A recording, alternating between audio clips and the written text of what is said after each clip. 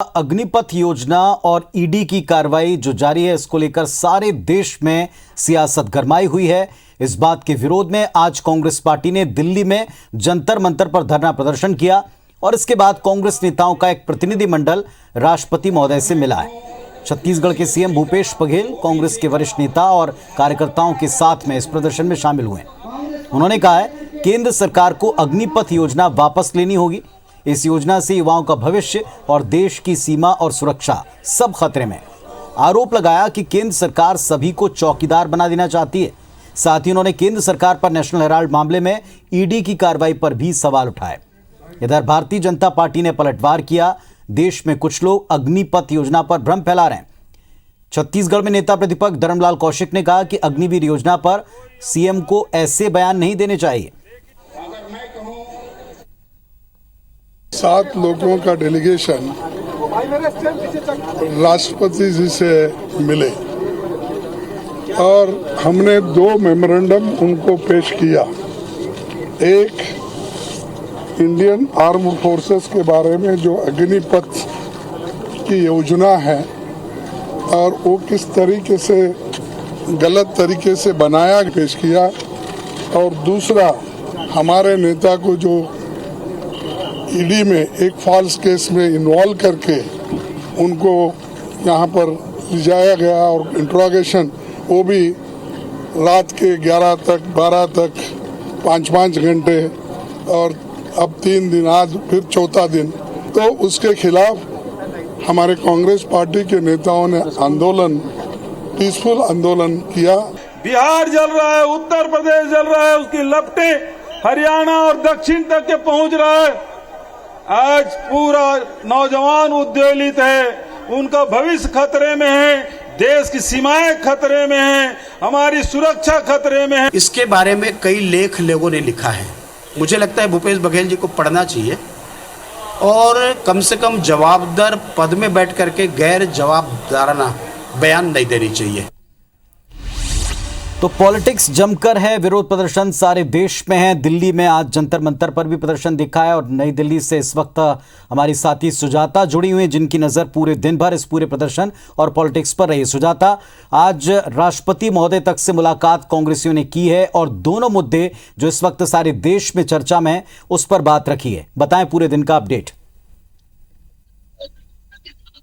बिल्कुल, आज फिर चौथे दिन राहुल गांधी से पूछताछ हो रही है। अभी ईडी के दफ्तर में ही वो मौजूद हैं। इससे पहले सोमवार, मंगलवार और बुधवार को करीब 30 घंटे उनसे पूछताछ हुई थी और आज चौथे दिन फिर एक बार 5-6 घंटे की पूछताछ राहुल गांधी से हो चुकी है।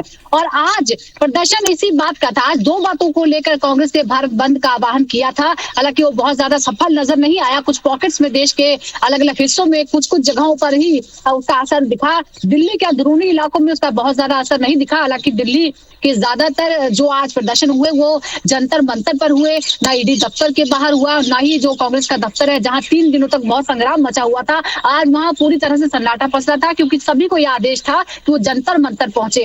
और जैसा कि आपने कहा, प्रतिनिधिमंडल ने मुलाकात की है और ये आरोप लगाया है कि मैन हैंडलिंग की गई, बिना उकसावे के जो धरना प्रदर्शन कर रहे थे तो उनके साथ धक्का मुक्की की गई है। नेताओं के साथ भी भूपेश बघेल जो मुख्यमंत्री है छत्तीसगढ़ के, वो भी बहुत सक्रिय रहे इन प्रदर्शनों को लेकर। उन्होंने भी आरोप लगाया था दिल्ली पुलिस पर कि वो एक राज्य के मुख्यमंत्री हैं, वो भी ऐसे राज्य के जो नक्सलवाद प्रभावित है। उन्हें ये कहा जाता है कि आप सिक्योरिटी छोड़कर आइए, क्योंकि जो रास्ता है कांग्रेस दफ्तर का उसके बाहर ही रोक लिया जाता है और ज्यादा लोगों को आने की इजाजत नहीं। तो तमाम तरह की चीजें चल रही थी।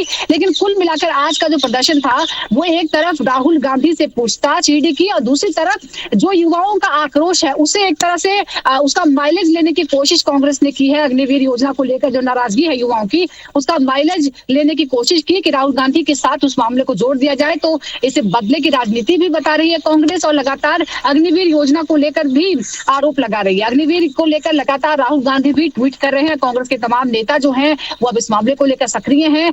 आज अभी कुछ देर पहले ही प्रतिनिधिमंडल ने मुलाकात की है जिसमें पी चिदम्बरम थे, केशव वेणुगोपाल थे, इसके अलावा मल्लिकार्जुन खड़गे थे, अधीर रंजन चौधरी थे। सभी ने राष्ट्रपति से मुलाकात करके अपनी शिकायत रखी है कि किस तरह से इस पूरे मामले में राजनीति हो रही है। लेकिन हमें ये बात समझनी होगी कि राहुल गांधी से पूछताछ लंबी क्यों होती जा रही है। नेशनल हेराल्ड केस में बहुत से ऐसे सवाल पूछे गए हैं राहुल गांधी से, जिसका वो जवाब संतोषजनक जवाब नहीं दे पाए हैं, और इसीलिए उन्हें बार बार बुलाया जा रहा है। अभी ये इस बात की संभावनाएं हैं कि राहुल गांधी से और फिर से पूछताछ हो सकती है, क्योंकि अभी भी कुछ ऐसे सवाल है। ये भी हम आपको बताएं कि शुरुआत जब हुई थी इन सवालों की, तो पहले सीधे सीधे सवाल थे। उसके बाद जो राहुल गांधी ने जवाब दिए, उनसे निकाले गए सवाल है, क्योंकि राहुल गांधी बहुत सारे सवालों का जवाब नहीं दे पाए, जैसे कि यंग इंडिया कंपनी में आपकी क्या भूमिका है, अकाउंट्स कौन हैंडल करता था, बहुत सारी चीजें हैं।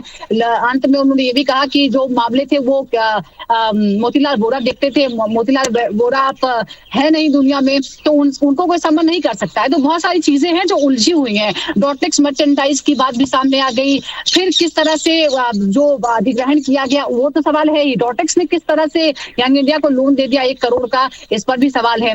हालांकि कांग्रेस बार बार ये सफाई देती रही है कि वो एक चैरिटी फंड है, ट्रस्ट है, उसमें कुछ किसी को कोई अधिग्रहण नहीं किया गया, जो प्रॉपर्टीज है उसका कोई ट्रांसफर नहीं हुआ है। जैसा कि बीजेपी आरोप लगा रही है कि 2000 करोड़ से ज्यादा की प्रॉपर्टी सिर्फ 90 करोड़ का लोन देने का बहाना देकर नेशनल हेराल्ड की यानी एसोसिएटेड जर्नल्स की हड़प ली है कांग्रेस ने। हालांकि इसके कोई आंकड़े अभी पेश नहीं हुए हैं, लेकिन इस मामले पर पूछताछ जरूरी है। एक और बात मैं आपको बता दूं कि सोनिया गांधी से भी इस मामले में पूछताछ होनी है, लेकिन अभी इसकी संभावना बहुत कम लग रही है, क्योंकि वो बीमार हैं और उन्होंने पहले समय मांगा था, 23 जून तक का समय उन्हें दिया गया था, लेकिन अभी भी वो अस्पताल में ही एडमिट है।